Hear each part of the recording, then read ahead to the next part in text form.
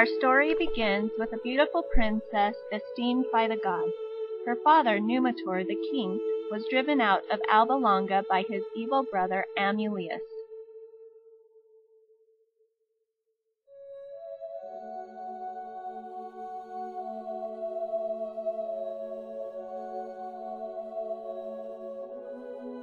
Amulius, wanting to be king and determined that no heir to the throne lived, condemned her to a life of servitude.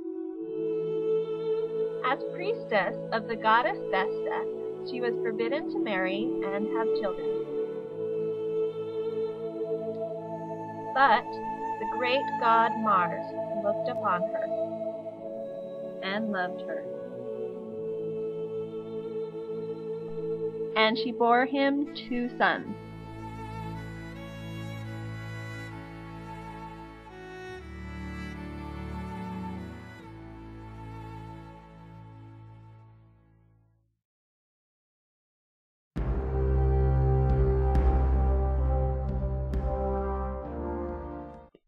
When Amulius heard about the birth of the twin boys, he immediately wanted them killed.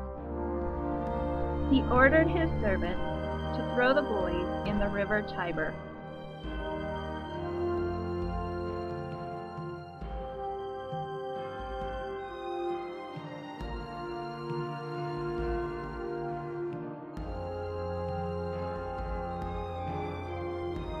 But the gods, ever mindful, carried the boys to dry land.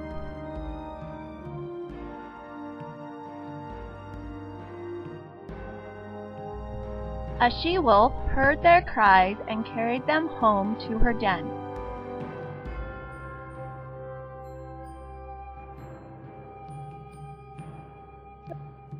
She cared for the boys just as she would her own pups, until one day they were found by a shepherd.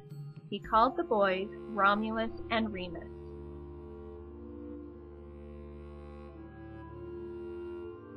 He raised them as shepherds until they were grown.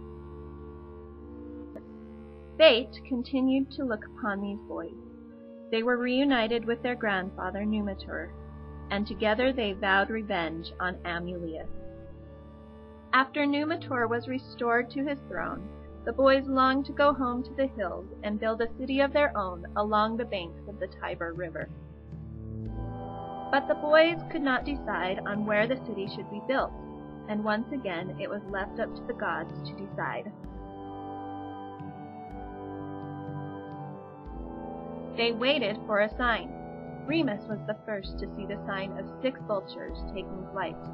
Romulus claimed he saw 12 and was therefore favored by the gods. The argument continued until one day, in a fit of anger, Romulus killed his brother with his sword. Despite his victory, Romulus was sorry for what he had done.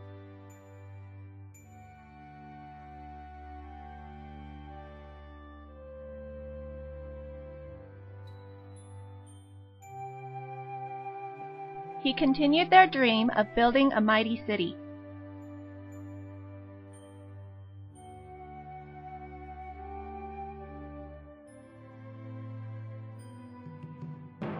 He called it Rome.